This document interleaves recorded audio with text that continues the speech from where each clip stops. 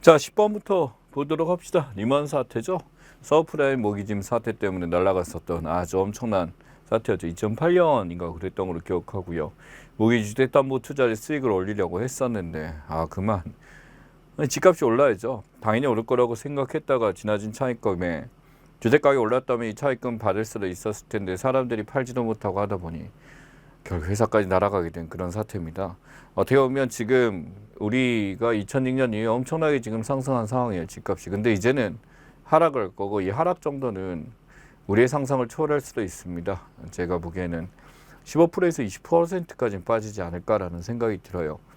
15% 20%가 실제로 큰 건가라고 한다면 집값 보시면 10억 넘는 것들이 있죠. 이게 1억 5천에서 2억까지 빠진다라고 생각하면 앉은 자리에서 갑자기 재산이 사라진 것 같은 그런 느낌도 주죠. 하지만 집값이 올라갈 때는 앉은 자리에서 또 집값이 올라갔다라는 생각도 할 수도 있게 됐고요. 왜 실제 리먼 사태의 교훈은 이렇습니다. 엄청난 자산 고평가가 있으면 버블이 터지는 건 아니다. 그러니까 자산 고평가가 아니고 당연히 오를 거라고 생각했는데도 터져버린 사태고요. 유동성이란 갑자기 사라지고요. 오랜 기간 평온하는 버블을 부른다. 오랜 동안 평온하게 조용히 있다 그러면은 사실은 그 안정적으로 이 버블이 오래 갈 거라고 생각하지만 그 힘은 빠지게 될 수밖에 없고요. 혁신은 자주 잘못된다. 이번만은 다르다. 결국 우리가 예측을 한다라는 것은 함부로 예단해서는 안 된다라는 사태가 리먼 브러더스 사태에서 우리가 알 수 있는 교훈들이라고 볼 수 있습니다. 아파트 거래량 보면 서울 아파트가 지금 엄청나게 거래가 됐었던 적 2011년. 이때 제일 가격이 비쌌죠. 예, 그래서 2020년 12월에 하고 사다가 전전시 떨어지지만 왔다 갔다 이렇게 됩니다만 뭐 4,895 이렇게까지 됐었던 건 어떻게 보면 세금 문제 때문에 이제 빨리 처분했었던 것도 있을 것 같고요. 2,308에서 이제 계속 아래로 떨어질 가능성은 매우 큽니다. 그래서 이런 극심한 거래 침체 우리가 이것을 구매하지 않는다라고 한다면 당연히 수요가 없으면 가격은 떨어지겠죠. 자, 그리고 다주택자 양도세 중과세가 유예 기간입니다. 그래서 일반적으로 유예 기간 자체가 이제 증가하게 되고 여기 보시면은 중과세율에 대해서 어떤 유예에 대해서 2018년, 2021년 5월 31일까지 12개월 동안 하게 되면서 나름대로 여기서 퍼센트가 들어가는데 결국 이전에 집에 거래가 있다 보니까 그때 많이 팔리게 됐고 지금은 이제 이런 거에 대해서 이미 그냥 세금을 받아들이거나 아니면은 지금은 이제 팔지 않고 이제 똑똑한 한 채, 똘똘한 한 채 두고 살고 있는 게 대부분이겠죠. 실손의료 보험입니다. 구실손보험 해가지고 2009년 9월 이전 해가지고 표준화 실손, 실실은 4세대죠. 엄밀하게는 1세대, 2세대, 3세대, 4세대라고 합니다. 1세대 보시면 자기 부담 없고 해의료비 보장까지 됐습니다. 평균 보면 4749원. 비싸 보이지만 실제로 상품이 가지고 있었던 자기 부담이 없다는 거는 보험비만 내면은 모든 치료를 다 받을 수 있었던 거죠. 결국 이런 말도 안 되는 상품은 망가질 수밖에 없었죠. 그러다 보니까 자기 부담금이 도움되면서 24,700원 떨어졌습니다만 이때는 어떻게 보면 좀 조정이 돼서 했었던 건데 문제는 자기 부담은 비율이 낮다 보니까 이제 필요 없는 치료까지 많이 받는 경우도 많이 발생했습니다. 도수 치료나 비급여 주사, 비급여 MRI 특약을 통해서 가격을 올렸던 게 신실손이었죠. 가격은 쌉니다만 일부 자기가 부담해야 돈은 있기 때문에 마음대로 이걸 가서 받기 힘들어졌습니다.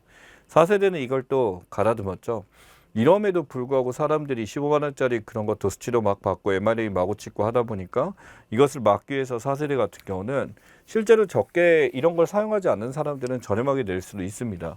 그러나 실제로 이제 이런 걸 많이 이용하는 사람들은 여기서 할증이 붙게 돼서 가격이 비싸지는 시스템이다라는 거죠. 그래서 실제로 이제 이 보험에 대해서 필요 없는 진료를 많이 줄이고 이제 4세대로 갈아탔고 예, 보험금융원이나 이런 쪽에서는 계속적으로 이쪽으로 유도하기 위해서 뭐 6개월 동안 보험료 안 받겠다라든지 갈아타기를 기대하지만 보통 이렇게 추천을 한다 그래서 다 좋은 건 아니죠. 그리고 보험이란 것은 내가 필요할 때 진료를 잘 받기 위함이기 때문에 이 가격이 싸진 이유가 정말 물가가 정말 싸져서 그런 걸까? 이게 정말 이쪽에 보험사도 운영되는 이게 문제가 없을까인데 바로 이 차등제라는 것 때문에 그렇습니다. 그래서 자기 부담금도 커지는 데다가 보장되는 변경 주기도 5년이기 때문에 15년 만에 변경하죠. 근데 이건 5년 만에 변경하죠. 그러다 보니까 할증이 되는 것은 당연히 눈에 불보듯 뻔하게 됩니다. 그래서 함부로 잘못 갈아탔다가 나중에는 보험 혜택을 못 받게 되는 경우도 나타날 수도 있죠. 그래서 4세대 실손보험이 어떤 건지 잘 기억해야 되고 40세 남성이니까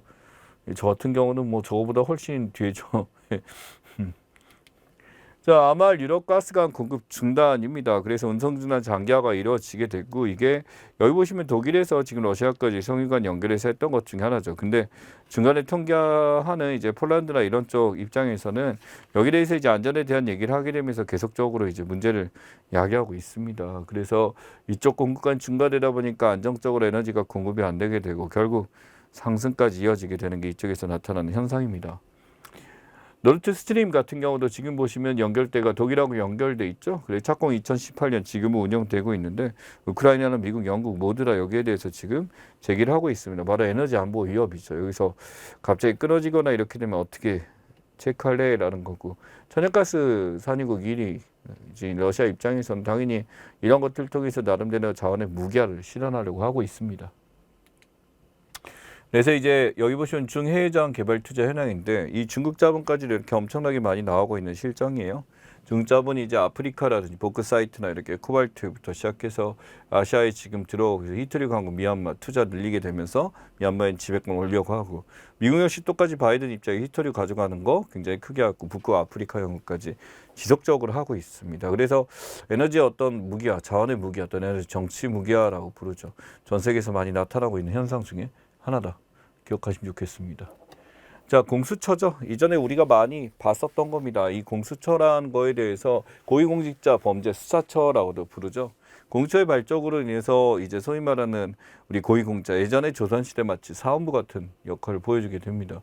15년 이상 입던 인물들 중에서 이제 뽑게 되고 임기는 3년 중 불가합니다. 워낙 큰 힘을 휘두르기 때문에 이렇게 되는 거죠. 그래서 이제 후변 2명이 들어오게 되면 7명 5명 창선으로 추천이 의결 정적수 갖추게 됐고요. 검사 25명, 수사관 40명이 하게 되면서 수사 대상자가 소위 말하는 고위 공직자입니다. 또는 그 배우자나 자식들에 대해서 이제 조사를 하게 되면서 실제로 다양한 사찰들이 진행되고 있다라고 하는 거죠. 문제는 지금 이 공수처에 대해서 나타나는 것 중에 이 사찰이란 거에 대해서 이게 사찰이냐 아니냐라는 거죠. 그러니까 이 후보 입장에서 이재명 후보 입장에서는 바로 윤석열 후보에 대한 사찰이나 이런 것 때문에 얘기가 나오는데 이 불법 사찰이냐 그냥 단순한 합법 감찰이냐 두 개 구분이 애매합니다. 공무원 대상 합법이고 비리 연루 대상 합법이고 탐문미행 통역 합법입니다. 그런데 이쪽 보시면 전혀 상관없는 경우는 불법이고 당연하죠. 도청이나 주거침입 불법 행위도 불법입니다. 그래서 이 모든 것들이 불법인데 최근에는 이제 전화기라든지 문자나 이런 것도 이제 검색을 하지 않았나 이런 것 때문에 말이 많이 나오고 있습니다.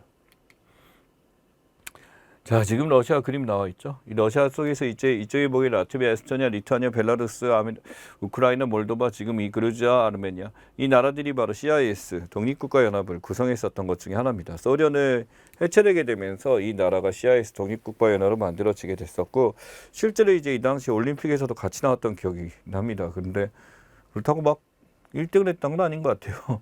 아무튼 그래서 이쪽이 러시아 쪽에 있는 CIS에 대해서 독립국가연합이라는 명칭이 있다는 거 기억을 한번 해주시면 좋겠고 지금 우리나라 무역 순위가 엄청나게 올라갔죠. 우리 외에 보게 되면 몇 명 없습니다. 중국, 미국, 독일, 네덜란드, 일본, 홍콩, 프랑스, 한국이 8위에 위치해 있습니다. 이제 이탈리아를 누른 상황이고 보다시피 프랑스나 홍콩은 가시권 안에 있습니다. 일본은 진짜 코앞에 들어왔죠.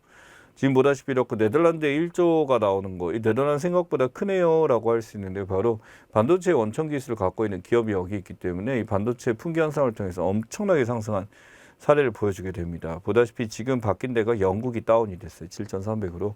영국이 지금 좋지 않습니다. 보리스 존슨 총리의 어떤 코로나에 대한 방역에 대한 문제점에 대해서 했고 그 상황에 또 파티를 했었죠. 국민들 못 가게 하고 그러면서 최근에 많은 말들이 나오고 있습니다. 그래서 현재 지금 2020년 8월까지 자료입니다만 지금 이제 무역순위 8위로 올라가게 되면서 사실 우리가 이전에 무역순위 8위에서 6위까지 올라갔던 적도 있습니다. 근데 그 양을 보셔야 되는데 양이 엄청나고요.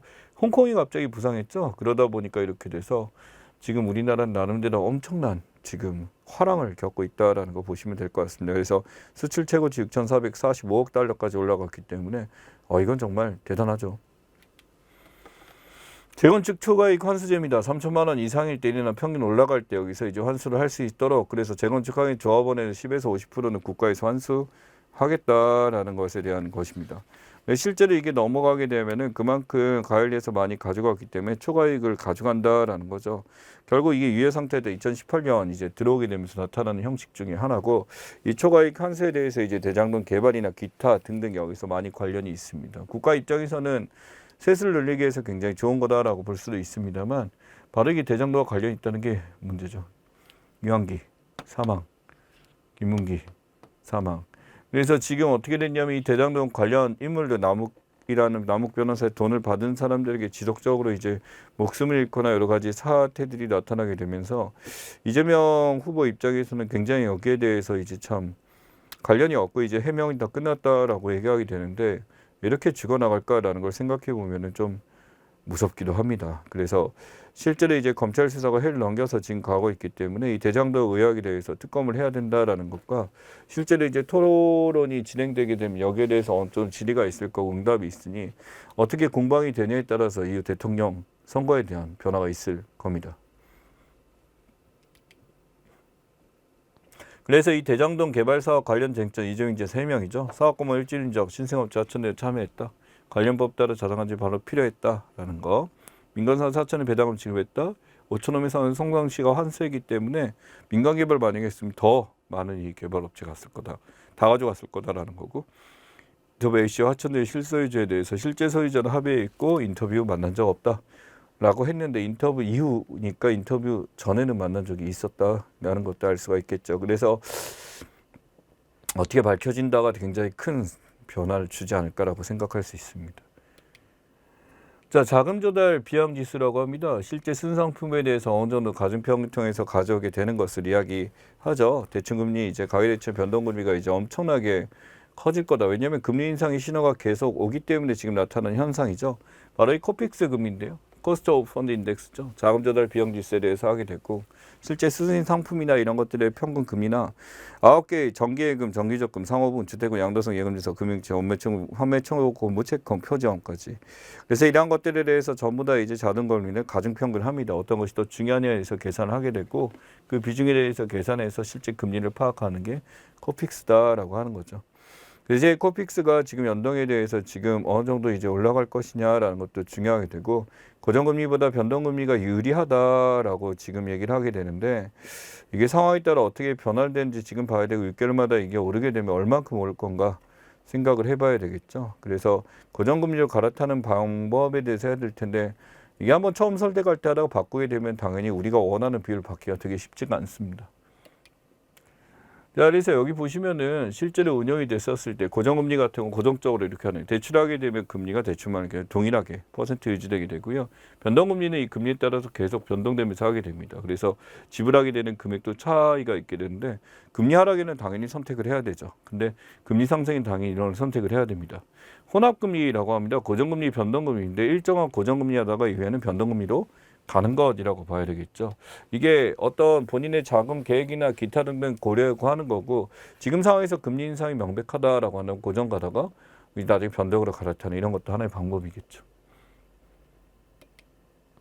집단안보 조약기구입니다. 이제 집단안보 조약기구라 그래서 CSTO 나와 있죠. 그래서 이 2002년 10월 7일 일소련 6개국 집단 안전 보양 조직이 모여서 이걸 만들게 됩니다. 그래서 이제 러시아, 아르메니아, 카자흐스탄, 우즈베키스탄, 타지키스탄, 키르기스탄 모여가지고 집단 안보 조약 기구를 만들게 됐었고요. 실제로 이에도 이제 아제르바이잔이나 벨라루스가 여기에 들어가서 활동 중에 있습니다. 그래서 공식 회원국은 실제로 6개국이고 여기에 들어가게 돼서 하는데 바로 뭐냐면 카자흐스탄에서 반정부 유혈 사태 지금 나타나고 결국 여기서 이제 집단 안보기 때문에 러시아 입장에서 공수부대 투입해서 이걸 막으려고 하다가 사태가 발생하게 됐죠.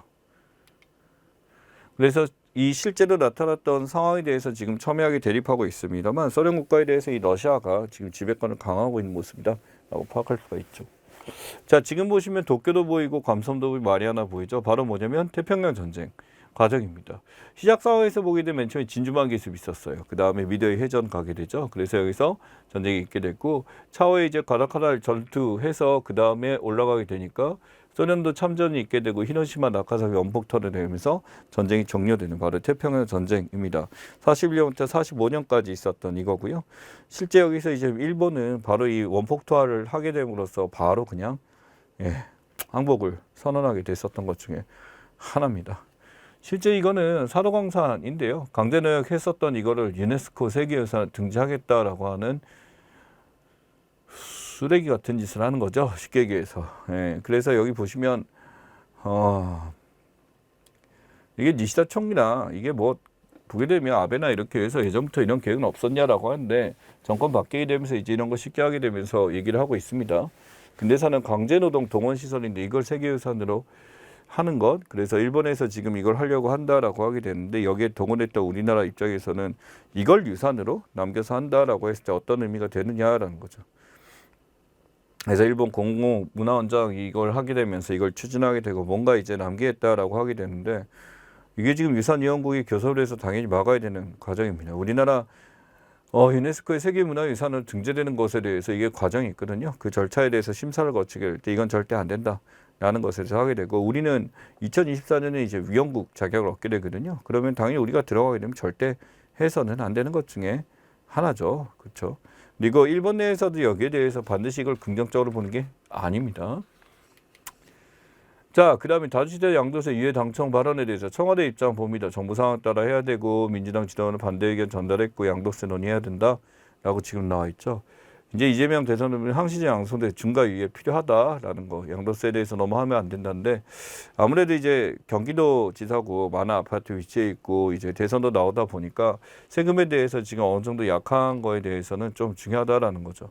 바꾸지 않는 원칙도 중요하지만 유연하게 1년만 바꾸자라는 것은 나중에 올릴 테니까 지금은 늦춰달라라고 막음으로써 어느 정도 이제 청와대 정부와 이제 공방이 시작된 건데 이건 또 뭐냐면 이 딜을 통해서 이재명이라는 사람의 어떤 지지도에 대한 이야기죠. 이걸 올린다고 했을 때 지지도에는 당연히 다운이 될 수밖에 없습니다. 하지만 이걸 다시 내리거나 내린다라기보다는 이걸 막게 됨으로써 어떤 이제 지지층에 대한 결집에 대해서 생각하는 거고 아마 바로 이게 올라갈 가능성이 크겠죠. 이제 안 올릴 수가 없는 것 중에 하나입니다. 예. 자, 그 다음에 보이는 게 대표적 공공용 온실가스 배출권 거래 제도에 대한 이야기입니다. 그래서 1차 계획에서 할당 대상 업체 이렇게 되게 되는데 권리 무승계 되고 신규 진입 증가되게 되다가 할당은 641개 증가하고 할당 대상 684개까지 증가하게 됩니다.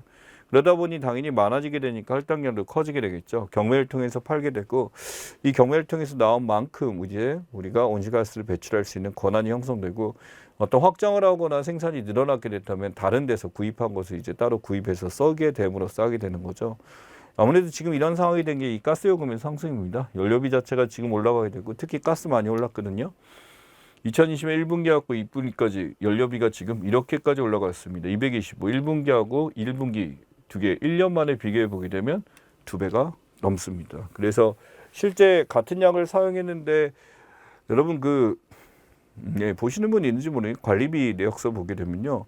분명히 작년보다 많이 안 썼는데 더 비싸진 걸 알 수가 있어요. 거기다가 지금 물가까지 이렇게 올라가고 있죠. 지금 해서 2.4, 2.2 해가지고 물가 압박이 되다 보니까 당연히 물가만큼 전기요금에 대해서 인상되는 거는 당연하다라고 할 수 있는데 팍팍하죠. 거기다가 무역 수출 잘 되고 하다 보니 전체적인 물가 상승은 불보듯이 뻔한 데인데 이 전기료와 가스 예금은 어떻게 보면 국민들의 삶과 직결되어 있는 부분이다 보니까 이게 쉽지가 않죠. 근데 또한 이제 재난보조금이다 이렇게 줬기 때문에 어떤 채무 건전성에 의해서 어떤 세수 확대에 대해서는 필수적인 요소이기 때문에 올라가는 것은 당연한 것 같습니다. 자, 고령화 비율 OECD 추세예요. 고령화 사회에서 고령 사회로 이거 어떻게 되면 7%에서 21%까지거든요. 21% 넘어가게 되면 바로 초고령으로 들어가게 됩니다. 초고령이 되게 되면 우리나라 국민에 대해서 지금 초고령이 됐었을 때 이 노령화 지수에 대한 얘기인데 실제 이제 태어난 애들 15세 이하 아이들보다 노인들의 숫자가 훨씬 더 많게 되는 것을 이야기하게 됩니다. 그래서 이 고령화 비율 자체가 우리나라가 상상을 초월하게 지금 높아지는 단계다라고 생각하시면 될 것 같아요. 그래서 이 초고령 사회가 되면 이 노령화 지수에 대해 성장하게 되고 결국 아이들부터 훨씬 더 이제 나이 드신 분들이 많게 되는 것 중에 하나입니다. 고령 인구의 차지 비율이 21%라는 것은 이제 5명 중에 1명은 전부 다 이제 고령에 들어간다, 65세 이상이 들어간다라고 하게 되는 거죠. 제가 이제 65세가 된다면 훨씬 더 강해진다고 합니다. 이게 꺾이는 게 아니라 거의 40대까지 가게 될 텐데. 네, 저보다 나이면 40.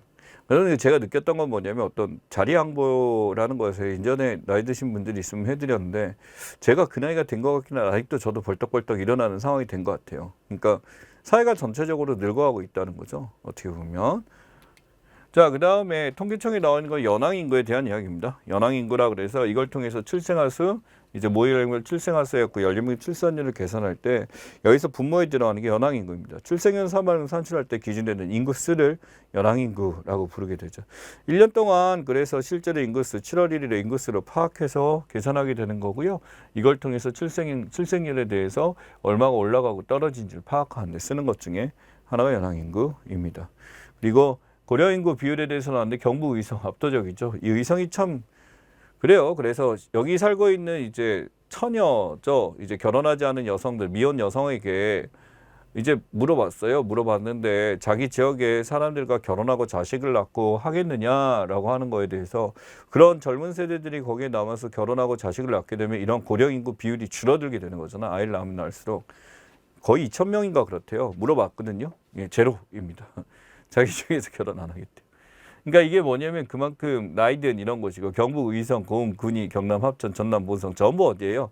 경북, 경남, 전북, 전남 이쪽에 있는 지역에서 전부 다 이걸 차지하게 됐습니다. 초고령 사회에 진입하는 곳이 109곳이에요. 그래서 65세 이상이 이 정도로 많다라는 거는 우리가 한번 생각해 볼 문제가 굉장히 크다라는 거고요. 전남 지역 아래쪽 하고요. 지금 보면 경남하고 경북 지역에서 일부 지역이 이렇게 굉장히 차지하고 있습니다. 경남보다도 이제 경북인데 주변의 대도시에 대한 비율과 이제 수도권이 어디까지 가는가 때문에 이렇게 되는 거고 여전히 소외된 지역이고 이 지역 같은 경우 학교에 가보게 되면 애들 숫자가 참 적죠.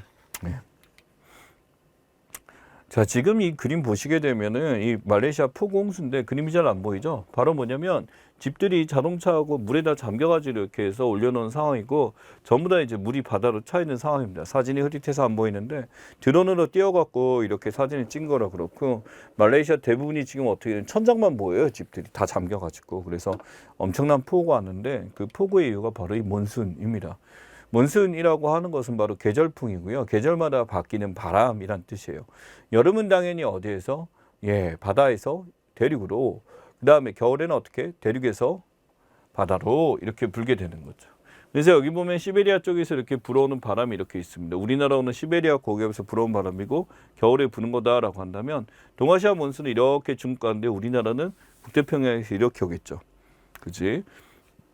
그다음에 이 말레이시아 입장에서 이 동아시아 몬순에서 영향을 얻게 되는데 주변에서 바다에 있었겠는데 엄청난 비구름이 몰입되게 되면 상황이 발생했고 인도 같은 경우는 방해의 반대입니다. 미얀마하고 인도양하고 이렇게 돼서 겨울에는 이런 식으로 위에서 내려오고 티베트 고원, 시베리아 라인에서 반대로 이렇게 인도에서는 올라가게 됩니다. 그래서 우리나라는 일반적으로 몬순 하게 되면 여름 계절풍이 동남쪽에서 불어온다. 동남풍이란 말을 쓰잖아요. 근데 인도나 미얀마 쪽에서는 서남 계절풍이란 말을 쓰게 됩니다.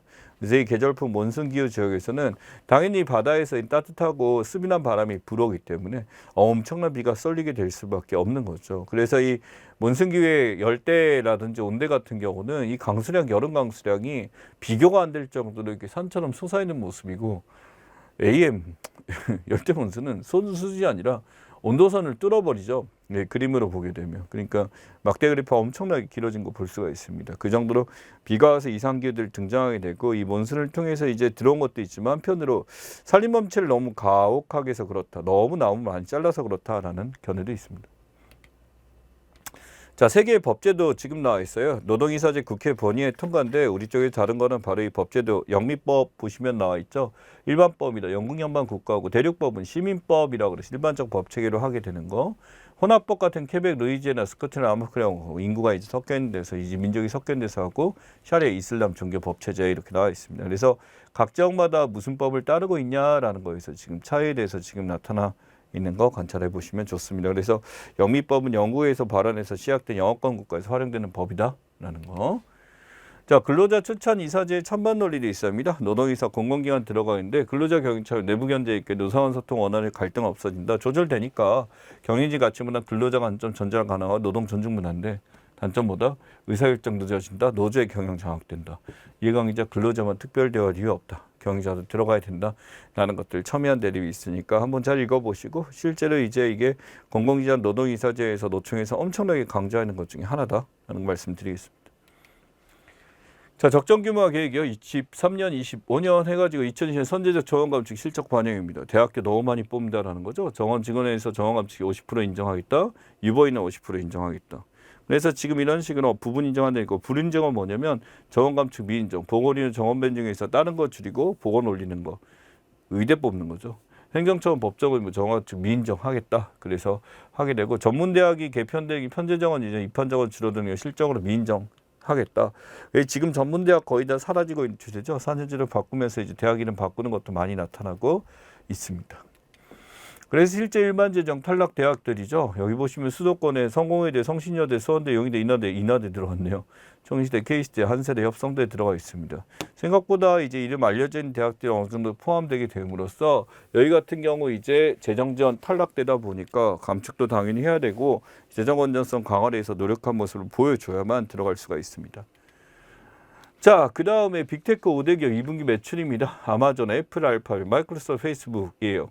지금 페이스북 같은 경우는 이제 메타를 이름 바꿨죠. 네, 그래서 지금 이러한 기업에 대해서 아마존 여전히 성장하고 있고, 여기 보시면 애플이 두 번째 알파벳, 구글 들어간 회사죠. 여기 들어가고 마이크로소프트인데 마이크로소프트는 더 클 것 같습니다. 그래서 지금 이제 빅테크 기업들이 이렇게 성장하고 있다라는 것들 기억을 하시면 좋겠습니다. 또한 이 디지털 혁신이라고 그래서 우리나라 금융권도 이런 빅테크와 결합된 금융에 대해서 생각을 해야죠. 또 핀테크도 있습니다. 핀테크에 대해서 우리가 모바일로 이렇게 돼서 할 때 지문인식 요즘 많이 쓰죠. 간편결제 비트코인부터 시작해서 P2P 대출, 인터넷 은행까지.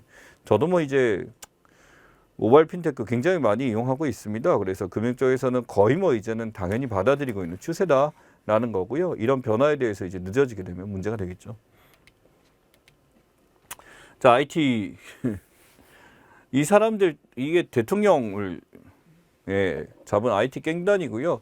자기네 깽단 단장이 이제 잡았다 그래서 무단으로 완전히 해가지고 이 무장 깽단 나타나게 되면서 막 탈옥도 하고요. 그래서 막 납치, 인신매매 별의별 거 다 하는 겁니다. 이 군사 쿠데타 나와가지고 난리가 나서 대통령 총살까지 당하게 되고, 사진은 못 봤습니다만 참 대단한 거죠. 이게 바로 마약 부패나 자체 내 문제를 해결하기 위해서 했는데 이 깽단이 이걸 장악하게 되면서 나타나는 현상입니다.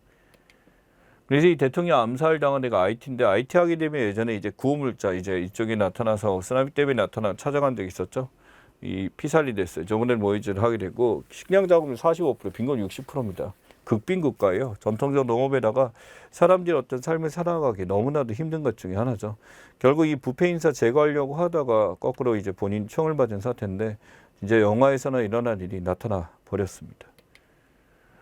자, 수학성취다 경제사회문이나 지표라고 하게 되는데, 실제로 1점당 점수 변화에 대해서 이게 뭐냐면 경제사회문화 지휘지표예요. 이 성취도가 높을수록 이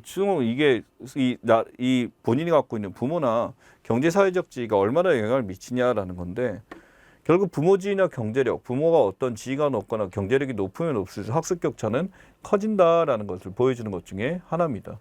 부모 직업 교육이나 자산 등을 통해서 그대로 선출되는 것을 이야기하고, 일경영이라는 성취나 모든 것들이 부모 직업 또는 부모 학력, 부모 자산을 따라가는 게 현대의 특징입니다. 이게 문화자본이라고 하거든요. 이 문화자본이 뭐냐면 부모님이 갖고 있는 성취한 것 중에 종류가 여러 가지가 있어요. 인증된 문화자본이라고 그래서 학력이라든지 이런 것들, 또 재산 같은 거 있죠. 제도화된 문화자본이라든지 이런 다양한 문화자본을 통해서 하는데, 이게 중산층의 기준이에요. 외국어 하나, 스포츠, 악기, 요리, 사회적 공부 의원이 참여, 약자동 봉사활동, 이래야 중산층이라고 하는데, 자, 우리나라 중산층 이겁니다. 30평 이상 아파트, 500만 원. 2000cc, 예금장고 1억, 1년에 1회 이상 해외여행. 뭔 소리야. 그러니까 이게 뭐냐면 이 정도는 이제 중산층이고, 이래야지만 자식을 잃을 때 자식들이 성장이 오르고 한다는 건데, 이게 우리나라의 특징이다라는 거죠. 안타깝게도 이런 집안의 자식들이 더 성취가 있고 올라가는 게 우리나라 현실이라는 게 개탄스럽다라고 말씀드릴 수가 있겠습니다. 뭐 저 어렸을 때는 부자애들이 있었을 건데 친하지가 않아서 모르겠고, 같은 친구들이 이제 고생해서 공부한 친구들끼리 친하게 돼요. 어렸을 때 같이 그렇게 했었으니까. 대학교 가게 되면 휴학을 많이 했는데 돈 벌려고 휴학 많이 했고, 저 같은 경우는 정말 수업 많이 했죠. 그러니까 대학교 때요. 거의 많이 하고 학원도 가서 알바도 하고. 그렇게 해서 했다가 지금은 이제 위치를 차지하고 있습니다만, 제가 살아보면서 느끼게 자식에 대해서 절대 나 같은 고생 안 시켜야지가 아니라, 이렇게 해서 내가 이 정도 성장했으니 이렇게 할 수 있는 방법을 가르쳐야 되지 않을까, 제 생각입니다. 자, 그다음 한국형 노쇠산물 K텍스노미입니다. 탄소 중립에 대해서 녹색 경제 인프라 만드는 거고 기업들과의 동참이 다양하고 있죠. 바로 이겁니다. 임업에서 이런 산업 분야에 대해서 지금 하게 되고 이런 녹색 채권을 통해서 하게 되는데 산업별로 굉장히 반발이 심하죠. 역시 이것도 대기업이 먼저 해결할 수 있는 것 중에 하나인가라고 해서 녹색 활동이 금방 변화시키기 쉽지 않다라는 거에 대한 이야기가 많습니다.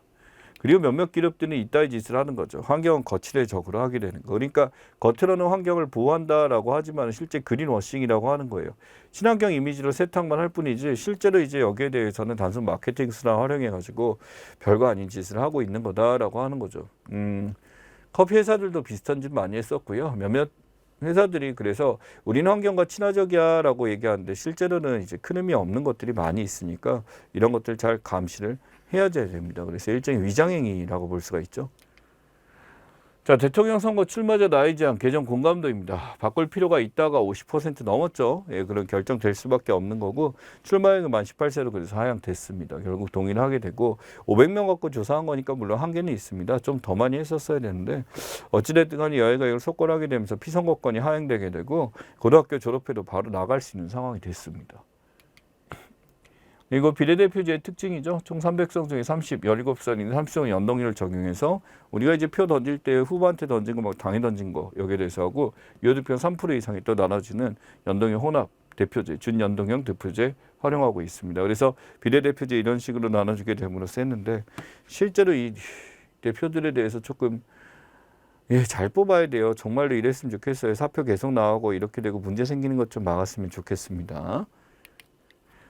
자, 이제 여기 위에가 바로 웹 우주망원경입니다. 한 번 더 보여드리고요. 허블 우주망원경을 이제 넘어서는 게 낫죠. 최강 웹 망원경입니다. 보는 것도 달라지고요.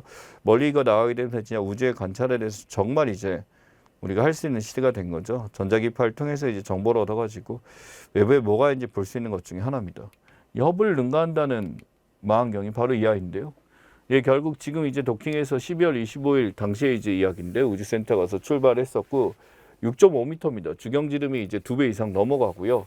관측 성능이 100배라는 거죠. 이전보다 더 100배의 가시거리를 가지고 있다. 더 정확하게 보여줄 수 있다라는 거 지금 합니다. 그래서 실제 우주의 진화에 대해서 이것도 측량 가능하지 않을 건데 이제 또 새로운 기술이 계속 나가겠죠. 그래서 이제 허블보다 더 좋은 게 웬만한경 기억하시면 좋겠습니다. 자, 미술로 행복한 삶이라 그래서 미래리언 미술 기반 나와 있어요. 바로 뭐냐면 한국 미술 시장에서 지금 나타난 현상에 대해서 지금 보고 있습니다. 한국 미술 시장에서 지금 나타나는 게 우리나라에서 미술 공예에 대해서 이렇게 하고 있고 미술과 관련된 일자리나 지금 보게 되는 거. 제가 이제 신기하고 봤는데 외국의 다양한 명화나 이거를요 TV에서 틀어서 볼 수 있는 것도 있더라고요. 비용을 내야 됩니다. 처음에는 그냥 보게 되는데 이제 그런 까지 하게 되는데 왜냐하면 이제 최근에 본 미술관에 가서 보게 된 게 실제 미술 작품이 오게 되는 게 이 디지털로 해서 보여주는 건데 아쉬운 면도 없잖아 했지만 한편으로 저는 괜찮았어요. 이제 그것이 무엇이 난다는 지식적 차원에서. 넌 지식으로 접근하는 거 그렇지 실제 예술로 봤었을 때도 실제 명화가 주는 그 아우라에 대해서는 감소될 수밖에 없겠죠.